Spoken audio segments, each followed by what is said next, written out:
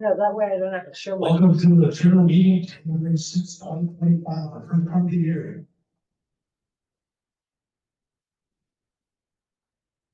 And we do the pledge of allegiance. Start this thing.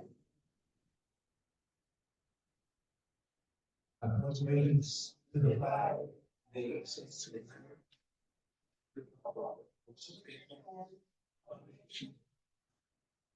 Indivisible, with liberty and justice for all.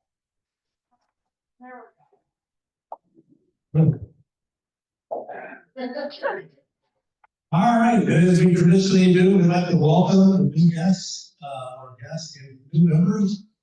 Do we have any guests in the audience? Yay! Congratulations, I hope you enjoy our company here. Hopefully you'll be back down. All right. We need out people. Any new members? Oh, geez, new members. Well, we need new members to it, so. All right, just want to update you on the 40th anniversary. As you recall, last year we were all geared up, ready to go to kind of have a dinner to celebrate 40 years of CCCGC. And something about a hurricane got going. So they kind of shut us down. So we're into the 40th anniversary reboot. We're going to try and get it going again and shoot for March. So it'll be the meeting we typically would have on our Monday of March. We're going to try for that.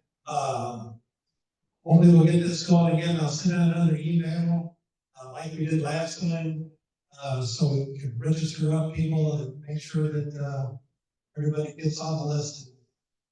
So we got enough food and everything for everybody, and we don't overflow the capacity. So that'll be coming out very soon. Once again, we are in dire need of volunteers. This is a members helping members organization. We have a couple people in the office every day, at least two. One helping out people on the desk, answering phones and helping people as they come in. And usually somebody to back them up, because sometimes you get confused. And typically we try to have a 10th person in there also. So it could be two, a minimum of two, or sometimes ideally it would be three. Right now I'm doing Tuesdays and Thursdays, James doing Wednesdays, Friends doing Mondays. So Friday, we still have a thing for somebody to help out with the tech support. And if somebody has some limited time to come in and help out, correct. And you don't have to be a tech person, you can come in and help on the desk. So we're still open 5 days a week, 10 to 2 o'clock. The person at the desk basically brings people to the door, see what they need, their needs are. Also, when people come in and we give computers out, nonprofits or students or veterans, they help them with getting their computer form, get them checked in, and get them on their way to pay their computer. So they're valuable people to have on the front desk, and we're woefully short. It's hard to cover what we have right now with what Kurt's said. So, like I said, it's something that we really need. You want to see anything? No, but papers, if you want to. Oh, we do have a paper up here, so if you want to take with me, talk about it a little bit. And also, if you do have some time you want to volunteer, there are jobs that you don't have to be in the office. We have Fran works on our website, but probably uses some assistance with links, getting content, editing, that sort of thing. We also have positions like the membership coordinator, some kind of person, that we send out cards to the people when they have an issue comes up. But there's other things to do that you don't have to actually be in the office for that if you have some time, you want to volunteer, you would certainly be doing. So if you could give these to any of your friends or neighbors that might like to volunteer, or if you want to post it somewhere in your community, that would be helpful. We are in great need of some more volunteers.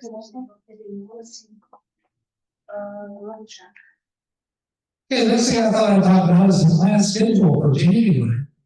We're into the second week already, I believe. Like I said, I mentioned before on Wednesday, Alan Taylor is kind enough to come in and talk about Linux and basically talking about what it would take to replace Windows root things to consider, that sort of thing, how it can be done. He's a lot more knowledgeable on Linux than I am. I've been playing with it a little bit. It might be worth a look, but it's something that you want to take a look at, see if it would work out for you. So that would be on Wednesday. He's going to be starting at 2 o'clock.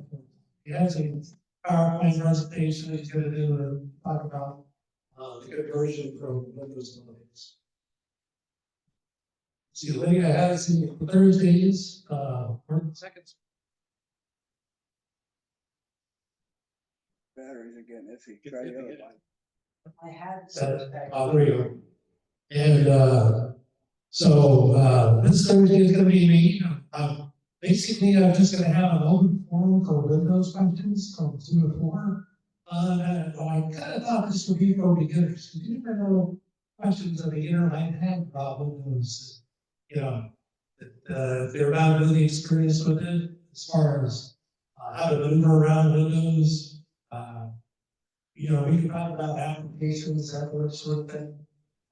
So that's 2-hour windows if you had for 2-hour time frame. If you have any questions about Windows that maybe we can answer, come on in and we'll see if we can answer them.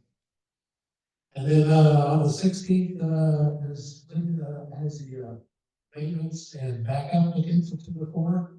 I highly recommend you make sure that you back up your systems, and if you're not doing it now, or you have any questions about backing it up, be a good time to get an answer.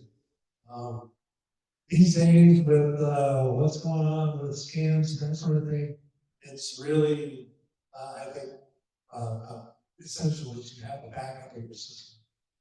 There's a lot of photos, documents, text documents, that sort of thing that you accumulate over the years, but all of a sudden could get wiped out.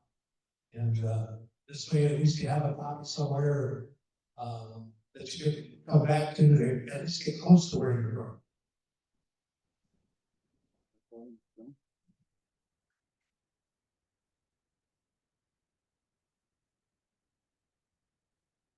Okay, on top of the presentation, I'm going to talk about scams and hopefully how to avoid them. The scammers are getting better and better. It's just, the old days, you'd get an email that said, this rich friend from Nigeria has all this money. And all you have to do is contact him and send him, whatever money.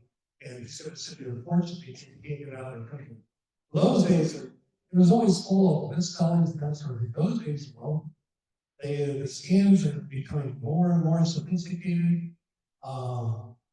They're targeting people a lot more, and with AI these days, it's just getting better and better at that kind of crime.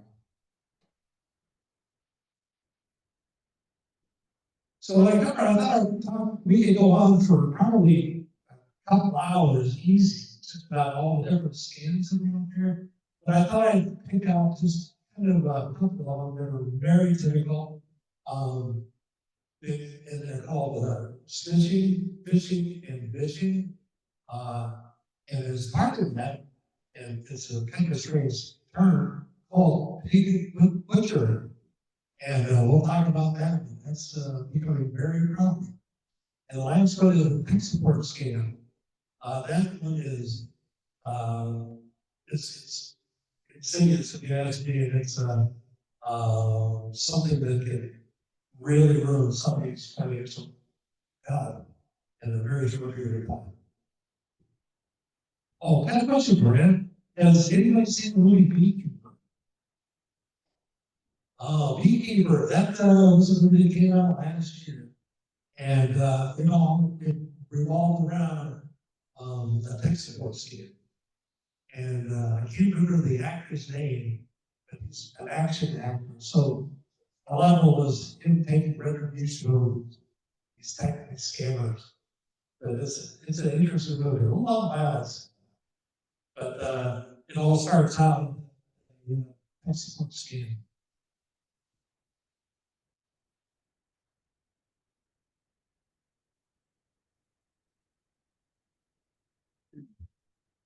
Scammers, what they do is they use social engineering techniques. And what they do, they love to do this, is create a sense of urgency, some curiosity or fear, and to manipulate you into doing something that you normally would do. It's the first thing they try to do is scare you. And they scare people into contacting or doing what they want to do. Like, there's three terms that are out there: snitching, phishing, and phishing. They're all scams, but they kind of revolve around the same type of operation. Snitching just happens to use text as the medium to contact and get you into the scam. So what happens is your text, which everybody seems to use when you have a smartphone these days, they'll basically lure you into giving personal information via text. So all of a sudden you'll get a text that, let's say that your account has been hacked, and please contact us to verify your information. And that's a scam. Basically what they're doing is trying to get your username and password to get into your account. So let's say you get a text message about a suspicious bank transaction, urging you to click on this link to verify that this transaction is you. Be very, very skillful. Just three examples here. Another bonus phishing is if you get a text that says, "Hey, you have this package that we're having trouble delivering to." That's a scam. And be very, very cautious with them. And the links that are in this, probably one of the biggest things to think of is don't click on the link. Or if you, let's say it's FedEx, you say it's FedEx, trouble delivering a package because of a zip code errors. Go to the FedEx website and put in the tracking information. But don't click on the link that's in the text. Because they'll take you to a website that looks a lot like FedEx, but isn't FedEx. Let's see, another one, I said an interesting one about did you request a password reset from your Gmail? In other words, delete this message if you did. Otherwise, if you didn't say cancel, plus the verification code. Well, if you know how Gmail sends their verification code, and the scammer went in, requested the information for your account, with your username, and then they sent a verification code. Well, they sent it to you, and the scammer was just trying to get the verification code so they could work in your account.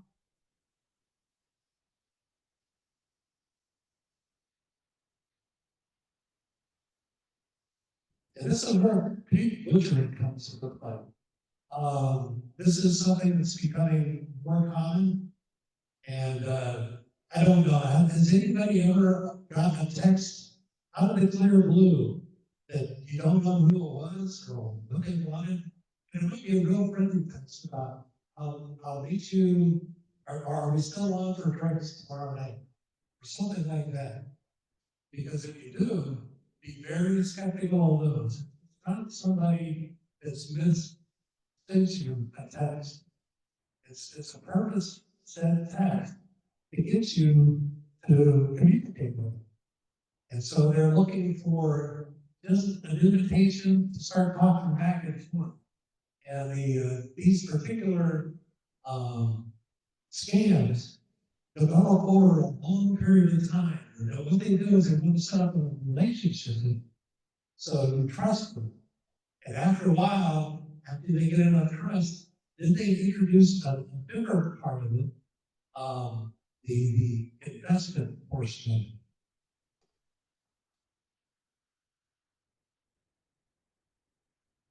And what that is after they build up a lot of trust with you, they'll text you a lot. All of a sudden, you're best text for them. And they'll mention something to the fact that, well, you know, I'm making a cut in cryptocurrency right now. And for a small investment, you do get an honest and help you out. So what happens is people start, let's say a small investment. And what really is happening behind there is that person is not really investing into a legal real exchange. It's just being deposited into an account, and then what happens is over time they tell them that they're getting these fantastic returns, like 20%. So they get people to invest more, and that's why they call it paper trade. They're packing up a little paper for the bush. So eventually, they really go on trust. These people are investing a lot of money into them, and all of a sudden they say, well, it's time to withdraw that. Well, the first contact is, it's like, well, you just can't withdraw because we need to pay the tax on it. So you need to send us money so we can pay the tax on it. Then we'll send it to you. So these people send the money to pay the tax, and the next thing is communication gets dropped. They just disappear because they have all the money that supposedly they've been invested, plus everything else they've scanned down, let's say taxes, and they just take it and they disappear.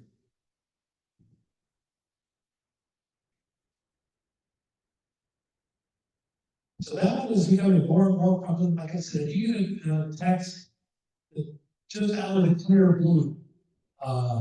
Make sure that, especially if there's any links in it, make sure from someone you know, because they'll take it places you don't want to go. The other one is phishing. This is probably the most one we're really familiar with. This is usually the email that comes in.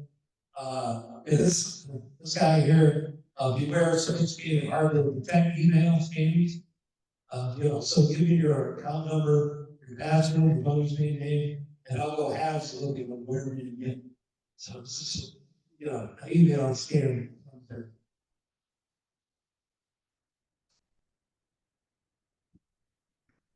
Like I said, phishing is typically just primary email. This is could also include some websites and social media. They send fraudulent emails to you in the hopes that you'll click on whatever link and not take you to wherever you think you're going to go, but actually take you to a site that could be trying to steal your password information, your financial information, or whatever. Like I said, that's typically an example of email. Similarly, from a popular e-commerce site, asks users to reset their passwords in a security breach. You need to go to a fake login page, and that's how they can steal your information that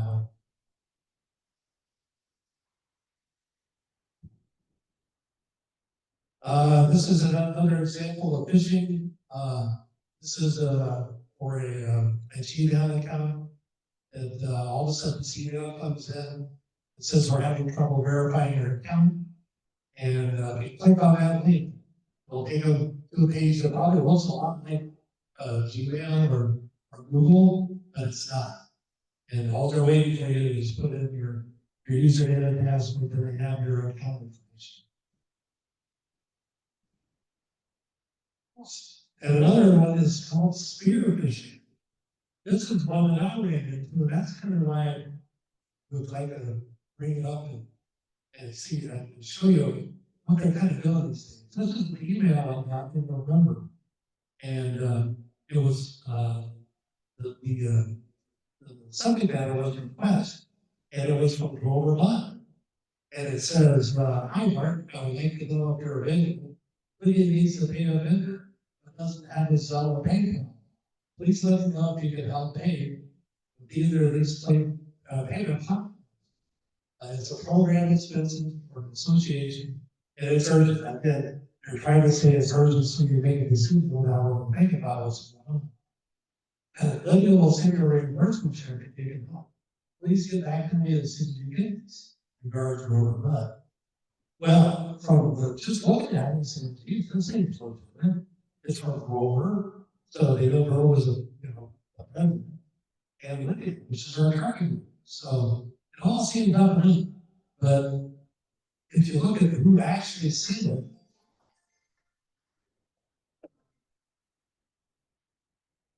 see right next to Rover Bud, that's the actual email that it came from. Had nothing, Rover had nothing to do with this. And I know it was kind of hokey to begin with because Rover doesn't typically email. And there was a trust like this, people hit me up maybe a phone call. So that was my first hit was, man, Rover just doesn't send these guys an email. So the next thing I did was, well, send me one of the financial. This went on for about, an hour or so. I said, well, send me the information that you want me to send it to. So what they did is they sent out and then went to a PayPal account, so everybody wanted to send. It was $917. And I go, wow, okay, that's a pretty good chunk of money. And so they said, well, you call them, we'll talk. And at that point, they sent another email that says, well, I'm driving right now, so I can't call you. And I'm like, oh, this is real scale here. So anyway, just to show you that spearfishing is, they go in, I mean, it's a public record who the officers of the corporation are. And so they knew who the president was, they knew who the vice president was. In fact, Ron, you got one of these, right? So after they went up to me, they went after Ron. Sent him on the same thing. So you gotta be careful these days with these emails that come in. See who it's from.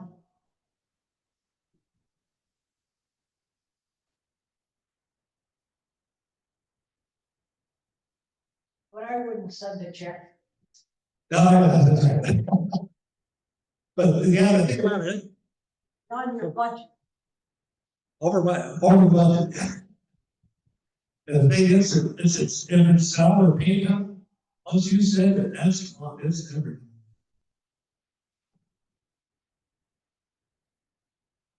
This thing is basically the voice part of this.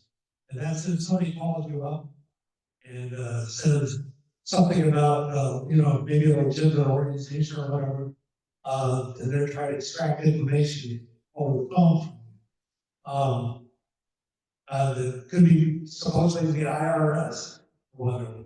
And if they're asking for payment of back taxes and that sort of thing, be very, very skeptical. The IRS just typically doesn't call you up.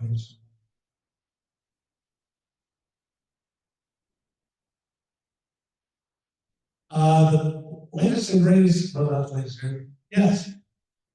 All this year, I've been getting robocalls saying you have back taxes.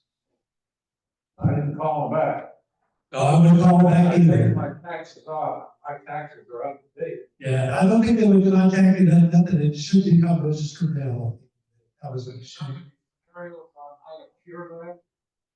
Robocalls, I'm hearing, you owe back tax. I gotta waste some money though. wow. I would, what provider do you have in the phone lines? Who's your, T-Mobile, Verizon? Yeah. I know Commonwealth, Verizon. Verizon, I would contact Verizon, because Verizon has, probably a program called Scam Shield. Okay. I can hear them come in, but it still registers their voicemail. Oh, is that right? So I can see the voicemail. It should I wow. haven't gotten any since the first of the year yet, so maybe they gave up. Have you tried to block it? There. Change their number. Yes, no. IRS has a number to report scams to. So yeah, it's an IRS can report to the IRS, and also I'll provide a number here shortly to the FTC, for scam reporting also. But yeah, I would report it. Yeah, or the FTC. So the tech support scam. The tech support scam is when you're cruising along and you're looking at your favorite Facebook page with the few cats or whatever, and all of a sudden this thing pops up right in the middle of the scene. We detected as well that you have a virus.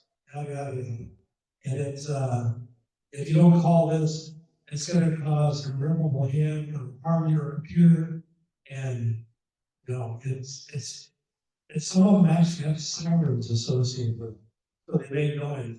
And they're just trying to scare you to death, so you call that number. And once you call that number, the typical method that they get in is that they'll say, oh yeah, we detected this virus. We'll take care of that. Well, the first thing they do is they're going to they want access, remote access to your computer.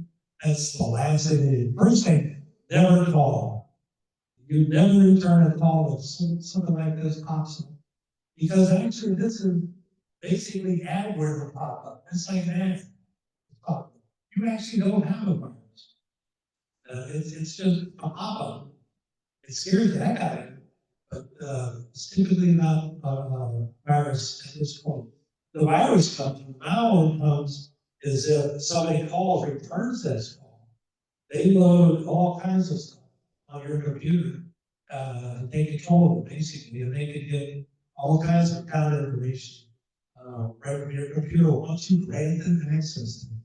But at this point, when this pops up, there's no virus. I have a question, kind of related. Yes. I get a lot of phone calls. They gives the number, but it doesn't give the person's name. Is that generally a scam? Yeah, I'd say that if it doesn't have caller ID on it, they're not, there's a reason they're not showing you. I know from a lot of people, it's like, Yeah, it's very.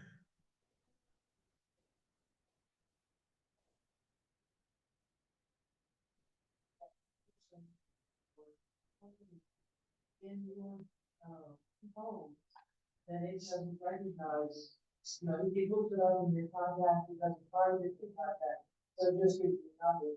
That doesn't necessarily mean it's, you know, but if you don't recognize the number, you try to go to voicemail. you don't need people what's know any because If they don't need voicemail, they don't really want to contact us. but I made the mistake of calling someone bad.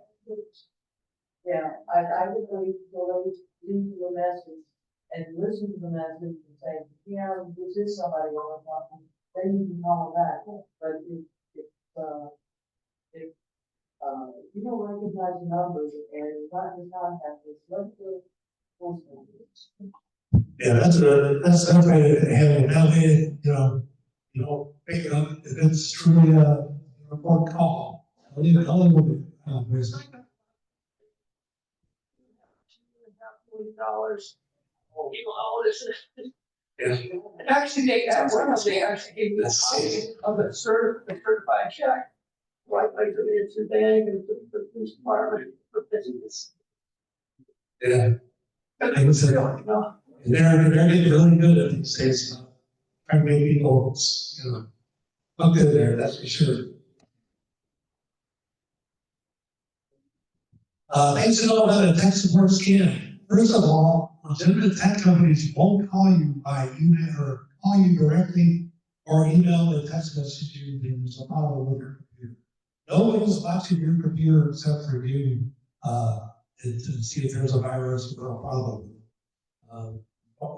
Microsoft just isn't looking over your shoulder for your constituents. So now we're screen pop-up warnings for real tech companies that would ask you to follow or click on any link.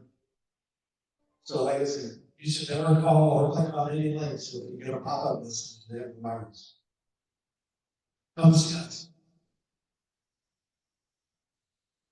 Okay, if you do get this pop-up, the first thing you do is either, if you're on the phone, hang up the phone, or if it's a pop-up text message on your computer, the best thing to do is close the browser that you're in, and then shut the computer off immediately. And I like to shut the router off also and restart the router. That kind of ensures that you terminate the connection to the internet and then restart it back. The odds are it won't come back. If you can block the number or email address, do that. And if you do this kind of message, what we'll do, or you can do, hopefully you have malware, super anti-spyware, run those programs just to make sure it's that nothing got sideloaded while you were being attempted scam. If you do, and there are people who have called and then realize it's a scam halfway through, change your password immediately. If they have any access to your computer, there's a good chance that they have your passwords, usernames and passwords also. Also, it's a good idea to have bank information on there, contact the bank and tell them that you've been scammed, and they'll have some suggestions as far as changing the account numbers and the access. Last thing is report the scam.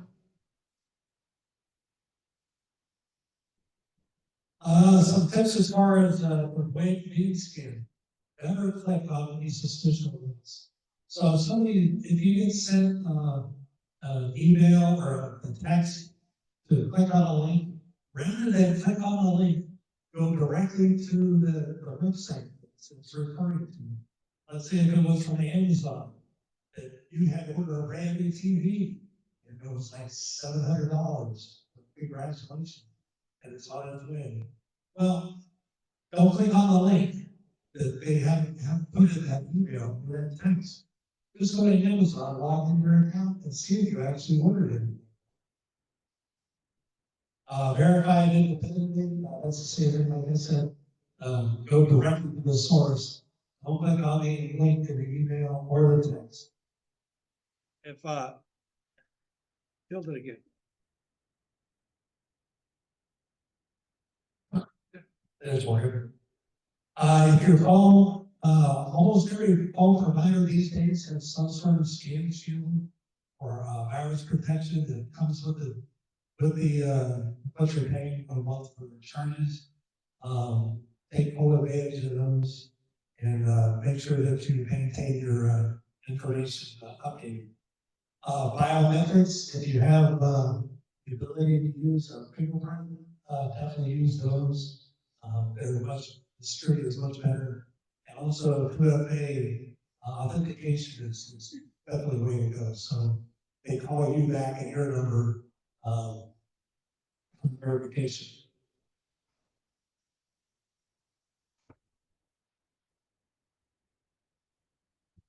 To report a scam. Yeah. Keep turning it off.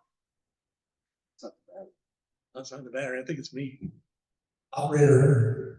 To report a scam, best way to go is probably the FTC website at reportfraud.ftc.gov, or you could call them at 1-877-FTC and report it.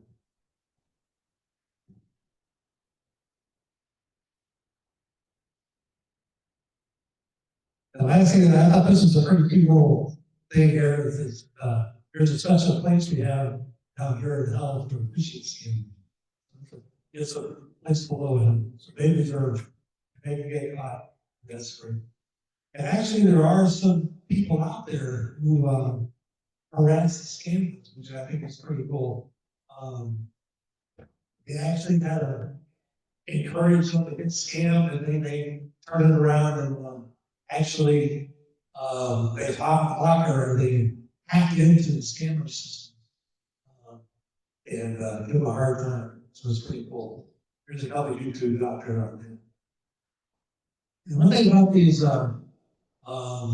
the pig butchers, typically they're from countries that, their labor laws are near what the US is. And, it's kind of a sad situation, because a lot of those people who are, doing this scamming are really almost prisoners, doing this. It's pretty sad, so there's victims on both those sides. But, it's a very sad situation the way in which we.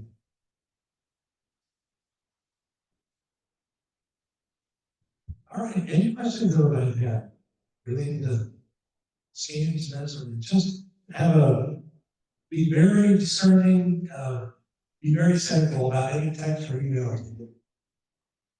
Yes.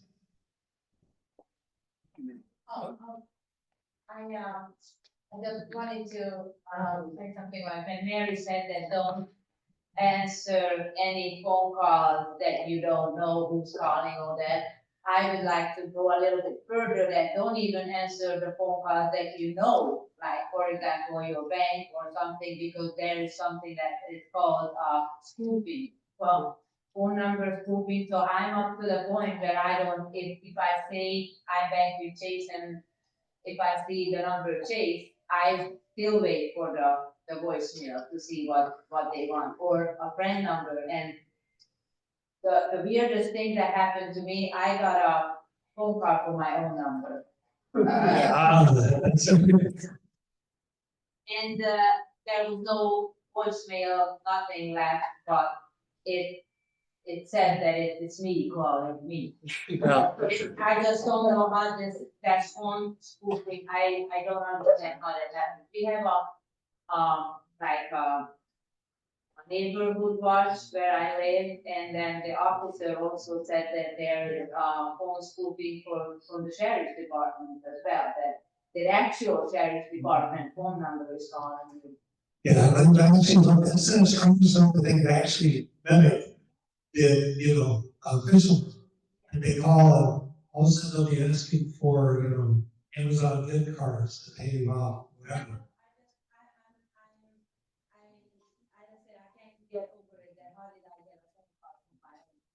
Yeah. I'm upset. Right, yeah. So I don't answer even if it says Chase, or even sometimes I'm look at it, it's like my friend from another state called saying like, oh, is this I mean, I'm so paranoid right now that I wait for them, my friends to make voice, to leave voice me. And I used to, we used to live in New Hampshire, we used to have a 603, every, like, I kept that in line, I still use it today. But now I'm getting scam calls, because they think I'm in New Hampshire. It's kind of weird.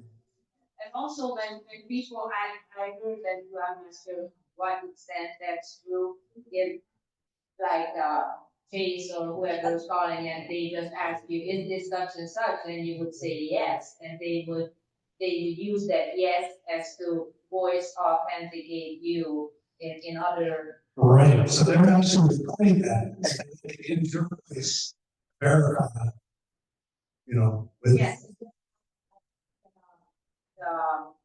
Hurricane Ian came and the insurance, people told me that you have to answer your phone when the insurance adjuster comes, because they're not gonna leave a message. And I'm like, what happens if it's a scam? And the first thing when I answer the phone, they ask me if it's me or not. And they usually call the insurance adjuster's call from an out-of-state phone number. And then I was like very hesitant to say, I mean, I had to have it postponed because as I said, I was so paranoid that I didn't want to answer, and then it turned out to be a legitimate phone call, but that's exactly how he was asking if it's me, and. Right, and we gotta be really careful. But no, I don't know. When they ask me, if this story Pierce, I say, what do you want? And they usually hang up right away. Yes, Another thing is that when when someone is calling and asking, they can use that response back in reporting something else. They can put different questions and use your voice as a response, say yes, when you would have said no. So be very cautious with that. I would still send it to voicemail. And I do send some other things that I recognize to voicemail, just so I can hear it later when I have a little more time. And like, you get a call from the doctor's office and they want to, tell you that, you know, they want to schedule an appointment or whatever, you know, they send you a voicemail telling you when your appointment is. Maybe I don't have anything to write down. If I have sent a voicemail, I have a copy of that, and I can respond back with yes or no. I can either take that schedule, or I have to schedule it into that, or they're putting on new medication, and I don't have to spell or even pronounce the names of these things. Send it to voicemail if you haven't left with them. You can always call them back. Yeah, that's, and like I said, the same thing, I know the voice company, they always respond.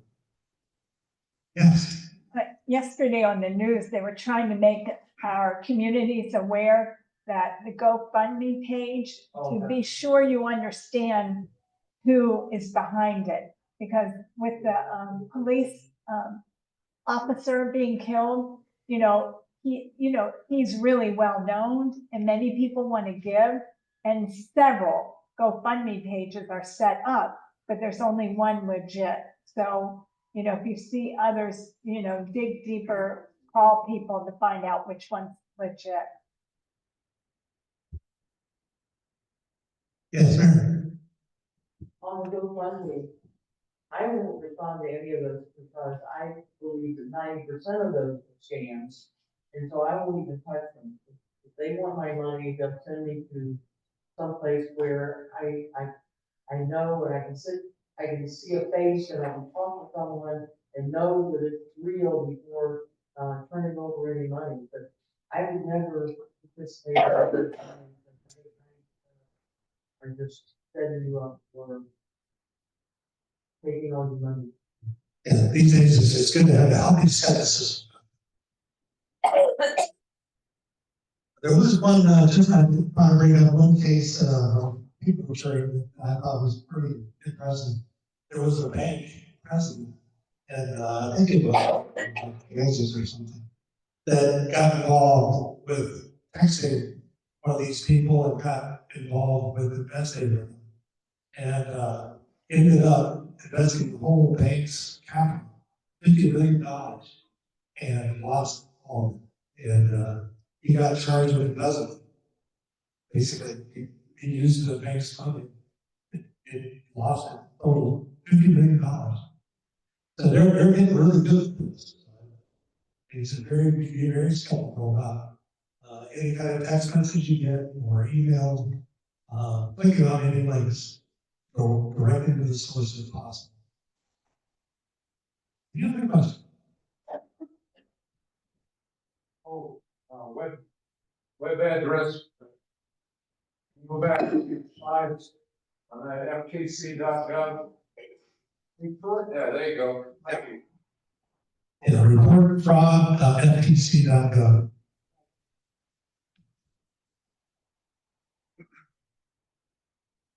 And I think it's really hard to stop these people, especially those that are overseas, but have to do something, that's for sure.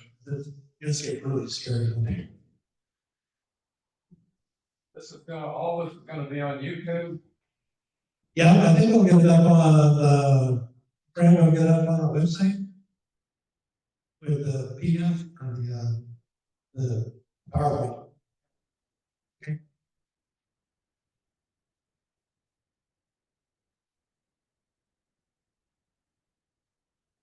Okay, if there's no more questions, we can go right to the draw.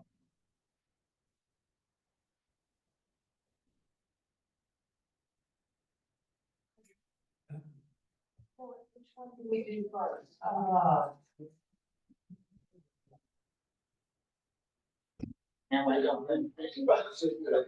I'm just putting under plug-in for volunteers that you do have a little time to spend with us. We'd love to have you. Just contact one of the board members. We'll set up a time and sit down and talk about what you might be interested in doing and how we might come to you. this is for the door prize, which is a gift certificate here. Gonna let Mr. Leonard pick the lucky winner. What if I draw mine? Then we'll check it out. You don't trust everybody. Okay, so he has 509-625. Oh, yeah. You,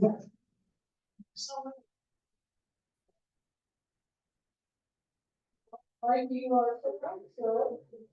I know, and I gotta get it through. Gotta get it saved and then it's gonna get picture.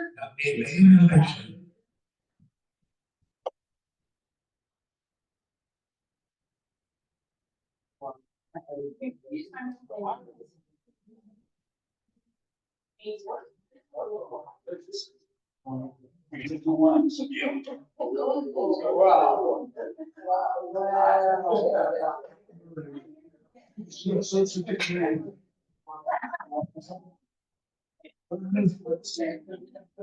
Let me know this game.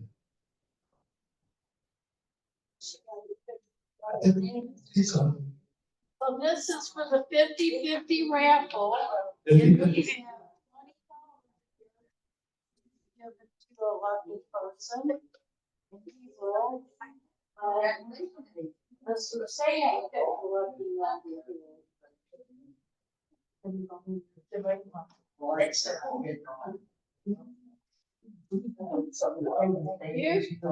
Are y'all ready? 972-306. Last three numbers, 306.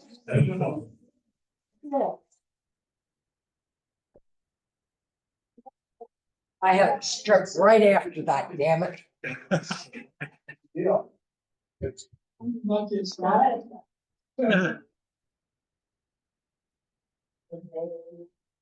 Yay.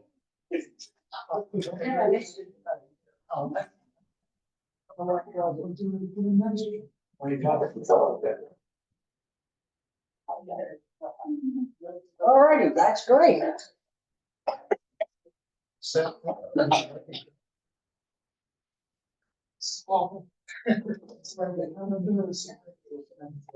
Okay, guys, the next meeting verse, kick off the word, February 3rd. What's the series going to be about? Thank you, guys. Happy New Year's again. Hope you have some great holidays.